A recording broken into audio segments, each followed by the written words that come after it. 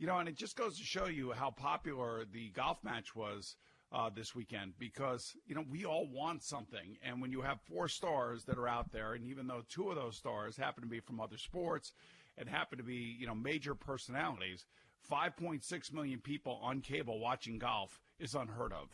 And, Turner won, they ended up getting $20 million. One of the things I did like was the fact that they were involving people like Brooks Koepka and people tweeting in and J.J. Watt. Yep. Mm-hmm. Those kind of things were pretty cool. But it also goes to show you how hard golf is. I've been trying for years and years and years and years and years to become really good at golf, and I'm not. And I'm watching these 2 guys play in the rain, which both of them can play football in the rain, but obviously have a hard time playing golf in the rain. But Tom Brady plays golf like he plays football. He never hits a driver. He always, he always hits like his 3-wood or his driving iron or driving whatever the metal hybrid, whatever it is. But it's amazing. Like he never took it out, and to me it was like, wow, that would be really frustrating playing with a guy like that. Just nickeling and diming you to death until he knocks one in off the fairway. But it just goes to show you how great athletes can struggle at a game that just fascinates all of us. Yeah, this is why we get addicted to that game. Right, and then also Tom Brady with that one spectacular shot that I'm sure everybody saw. Yeah. That's the game in a nutshell, right? Even though I don't play, that's the game in a nutshell. Frustrating, horrible, can't find a green to save your life, and then all of a sudden you got the shot of your life, yes. And he keeps you coming back for more. I loved on that one par 3 where Charles Barkley, and the best part of this to me was the communication from Barkley and Justin Thomas, and then the golfers talking amongst themselves. I mean, actually watching them play wasn't as exciting. It was more the social thing for me that was exciting. But when Charles Barkley goes, Tom, I'll give you $20,000 if you get the ball, if you hit the green. Just hit it. Doesn't even need to stay there. Just hit the green, $20,000. You know what? $50,000. And this is after he was just hacking it all over the place. So then Tom hits it like just into the palm trees. There's people ducking that you didn't even know were there. It was just scattering birds. And then Barkley goes, I should have said $50,000 to keep it on the planet. And it was just, like, so that type of camaraderie that was going on to me. Yeah, well, was you say camaraderie. I'll tell you one thing. Tom Brady got angry at that. He did. He was competitive. He's probably angry at himself because. Yeah, but he's also feeling embarrassed. Yeah, and right. To me, Charles Barkley stepped over the line. I thought, but that really? I'm sitting there going, I'm sitting there going, wait a minute now. These guys are in front of millions of people. They're playing in the rain, which is hard enough as it is. It's windy. They're playing with Phil Mickelson and Tiger Woods, for God's sake, who are striping the ball down the middle.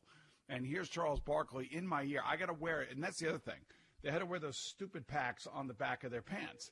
Yeah. And anybody who's ever played golf knows exactly what I'm going to say. That's like the last thing you want is something hanging off your back when you're trying to, find your swing. And, it was a little bit of a mess. I thought they had a lot of announcers. I thought it was a little choppy. But it was interesting because it showed you that the great Peyton Manning and Tom Brady are normal athletes when it comes to golf. They're like us just slapping it around all over the place. And I think I'm an okay golfer, and I'm sure both of those guys are better than me. But it just goes to show you, in the first 3 holes, Brady was just completely terrible. Yeah. He was off, so off and so nervous, and it was obvious. So when Charles is taking a shot at him, Charles tends to do because, in between donut eating, he tends to take shots at people. Come on. The point is that, Brady doesn't want to be embarrassed like that on national television. It's bad enough the way he's playing. Now he's got to listen to Charles Barkley in his ear as he's playing. I thought it was great, man. I understand from the Brady perspective, but that's what made this thing great. That's why people continue to watch was the ball busting. I mean, isn't that part of the game? I mean, isn't that when you're out there with your friends and, Barkley's got a relationship with all these guys, and I understand Tom was upset that he wasn't playing, but I thought it was all like when Peyton's before before the match even started, and Peyton's busting Brady's balls and talking about how I wanted to. It's too bad we didn't have a caddy because I had some options. Eli, Nick Foles, Bill Belichick. When he's doing that stuff, I think it's great. I mean, but here, this is why you and I wanted Peyton on Monday Night Football. Yeah. Peyton by far has got one of the great personalities of all time. He is fun. For athletes. I'm talking about athletes. He is funny. He can be self-deprecating at times. He knows the right things to say at the right time. As we see in all of his commercials, whatever he's doing, the nationwide commercials or whatever, he's funny. He's just a genuinely funny guy, and he's probably a hoot to play golf with. And I think that's one thing. When it's between him and Tom, that's one thing. But when Barkley is chiming in, and then Tom has to come back on Twitter and say, "I thought this was a charity of champions, and you're not a champion," taking a shot at Charles Barkley on Twitter, because I know that he was probably pretty upset by the whole thing. I'm telling you, he was. Okay, all right, I'll disagree. He was probably upset. He was probably upset at the fact that he was not playing well. But he was PO'd at Charles Barkley. And you know that for a fact. All right, well, whatever. I guarantee you, yes, 100%. Right. But nonetheless, they raised $20 million. They had a lot of fun. Whatever. Right. I mean, honestly, for the viewer, but Peyton wins the personality contest easily, hands down, not even close. And for the viewer, to me, it was spectacular. That's what I want to see. And oh, by the way, there's a lot of people out there that don't like Tom Brady, and there's a lot of people out there that were Patriots haters, and all that stuff, and seeing Barkley chop him up in that way, they loved. So, I mean, really, if it's about raising money and it's about people watching and giving everybody at home something to watch, that was the most important thing. I don't think anybody really cares about Tom's personal feelings. It was all about being entertained, and I'm not arguing great. That part. I'm not arguing that part. You're 100%. I'm just telling you the way that Brady took the ribbing from. It was below the belt, basically. Well, Justin Thomas got back on Charles when he said, "I'd like to see your fat ass dunk at your age right now." Did you hear him say that? Yeah, I thought that was awesome. Well, that's what I'm saying. Thank God that for was Justin great. Thomas. Yes. Well, that's the whole point, though. Yeah. I mean, this is what I'm saying. This is we come from the number one breeding ground for ball busting. I believe that. Like our area, whether you're talking about New Jersey, Long Island, the 5 boroughs, like that area is like the ball busting capital of the universe, right? So what you have to do in the ball busting capital of the universe, you got to find a way that someone busts your balls, you bust their balls, it just goes around and around. So like when I'm seeing this on this level of sports celebrity, with the ball busting carousel going around, I'm loving it. I am eating up every bit of that. I wish Tom Brady would have said what Justin Thomas said. Yeah, that would have been that would have been perfect. But but that's not who Brady is. Brady is measured. Everything about him is measured. Yeah, no, I know. I wanted him to let loose a little bit more. If there was one, he can't when there's cameras around. That's the thing. That's the point. He can't. But Peyton Manning can. Oh, for sure. Well, he's also retired now, too. It makes it a lot easier. He was the same way when he played.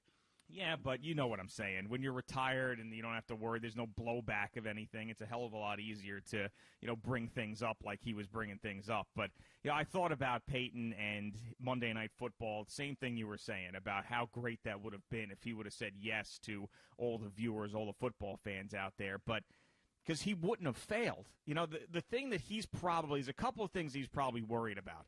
And I'm not saying he's worried about failure, but he also has looked at the last couple of guys who have been in there, and it's just been a mess. But now's the time to do it. I know, I agree, but this is probably thinking, what he's thinking. Like, man, like these guys, like Jason Witten's a good dude, he got chewed up. Like, Booger McFarland's a good dude, he got chewed up. Like, why am I going to subject myself to that one little mistake, and then it's all over Twitter? I don't want to deal with that. I've got a gazillion dollars. Who wants to have that stress? And the other thing probably is it's a hard and fast schedule that he has to stick to, and his life can't be on his terms like it is on his terms right now.